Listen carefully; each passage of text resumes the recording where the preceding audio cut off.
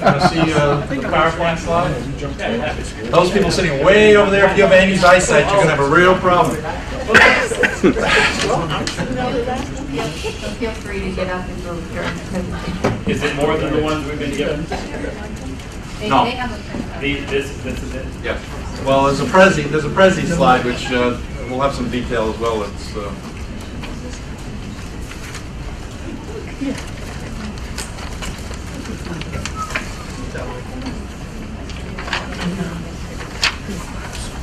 Is it on, Denise? You don't have to speak in the mic. So this is our fourth panel. Before I got started on the panel, though, I just wanted to bring something to your attention, which I think reinforces an idea that has been floating around the last couple of days, which is that knowledge management is contextual and needs to be aligned with business. I don't know how many of you know Patrick Lamb, but Patrick has put together essentially a knowledge management game. Thank you. And this knowledge management game is really quite cool. It's essentially a board game that helps your employees figure out what your knowledge management strategy needs to be. There are KM methods cards. There are organization culture cards. Okay? And there are KM diagnostic cards. So it's really quite interesting. You essentially are looking at what are the problems, what are the pain points in your organization from a KM perspective, and then walking through the other issues. Anyway, on Sunday I'm meeting with Patrick. We're hoping to align a group of students at Kent State with this to create an online version of this as a student project. Anyway, okay. So it's currently available for sale, $9.95. It's not $9.95, but we can put this up in the wiki. It's www.straightsknowledge.com, but we can send out that reference. Singapore. That's a straight. Sounds like fun. It's an institutional exercise that you go through. So, but it is fun. Okay, let me move on to the panel then. And in the tradition that Annie has set this morning, I will refer you to the bios in the program. So we will not read those, but we have some great panelists this afternoon. This panel is focused on what competencies. No.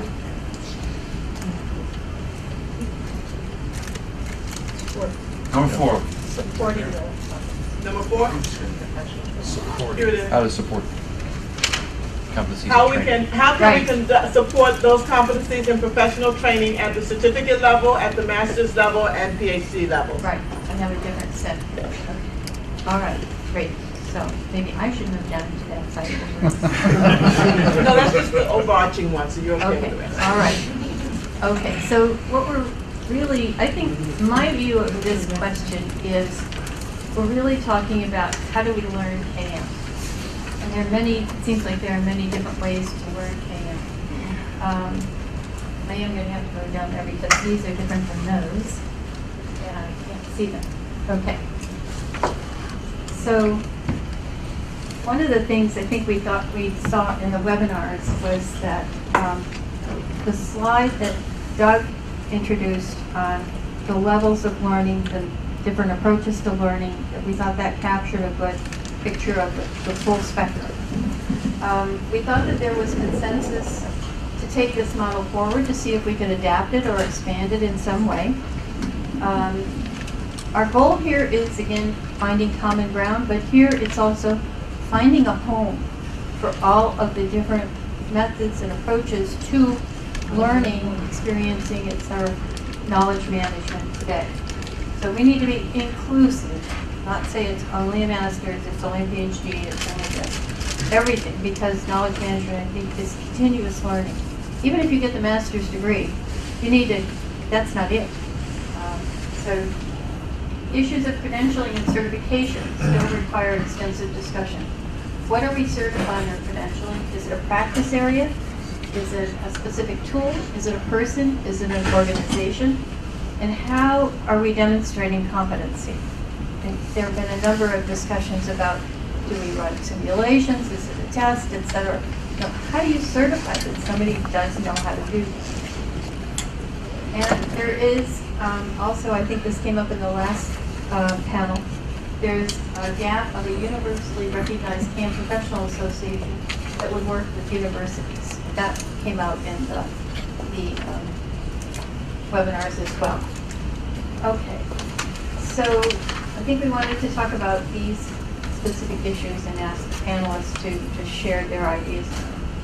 What, is there an existing CAM learning model that we can start working with, that we can adapt? What are the CAM credentialing and certification options? Do we need a professional association? And then how do all those different approaches fit into that model? Denise, Yes. there's also one other missing bullet from my point of view. Those of us who work in the government, we need to work on a professional. Those of us who work in the federal government, we need to have a career path for CAM professionals to establish that through OPM.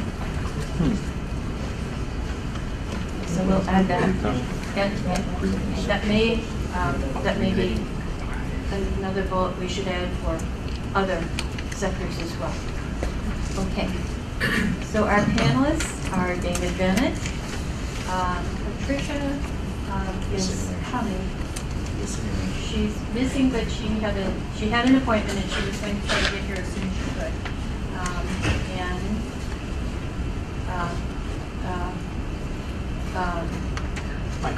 Michael Sutton, I'm sorry, without my glasses, and Jack Merkline. Yes. Thank you. I'm sorry. All right. So what they're highlighting is the information literacy. Right? Can I read? All right. Very good. I'm Douglas Widener. Douglas Here, White.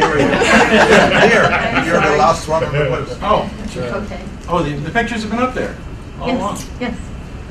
Sorry. Work with me, Doug. All right.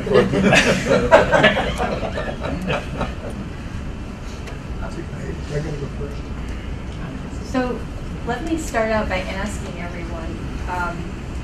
You have a copy of Doug Widener's learning model here. What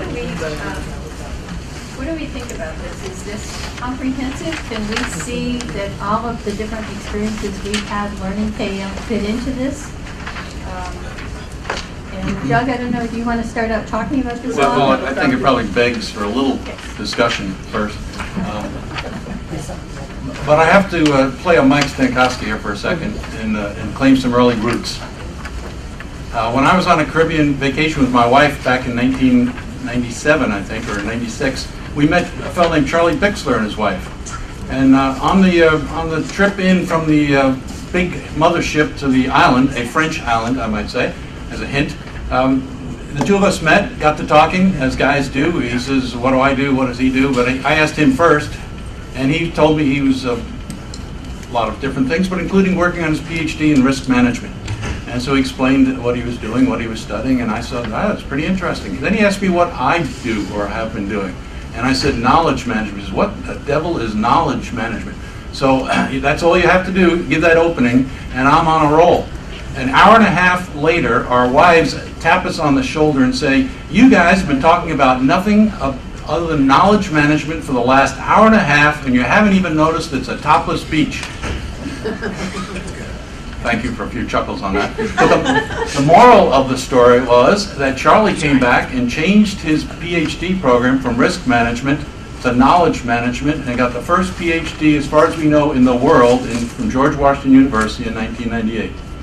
So that's my roots. Actually, Carla and Steve were the first master certified knowledge managers from the program that I developed a long time ago and I'm still teaching.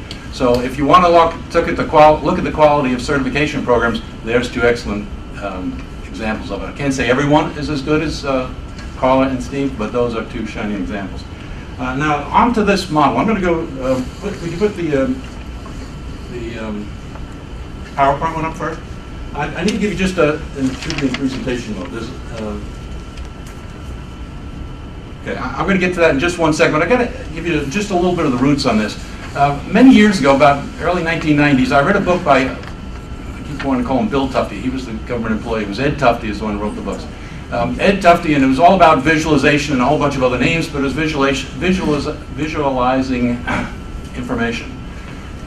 In that book, he had a depiction of, by a fellow named Menards, and it was the Napoleonic campaign of 1812 going to take Moscow. And on that one simple little picture, he had the entire history of the Napoleonic campaign to Moscow. You could write an entire book if that was the cover or the jacket of the book. As a person who's fascinated with trying to get everything on a single page, I just loved that depiction. I'm a kind of a, if you can't do it on a spreadsheet, it's not worth doing. Steve Denning and I are very close, and he's taught me otherwise since then about storytelling and everything, so I'm not saying that I still believe that everything worth doing it can be done on a spreadsheet. But that ability or tendency to want to see everything on a single page is the theory or the bias that I have.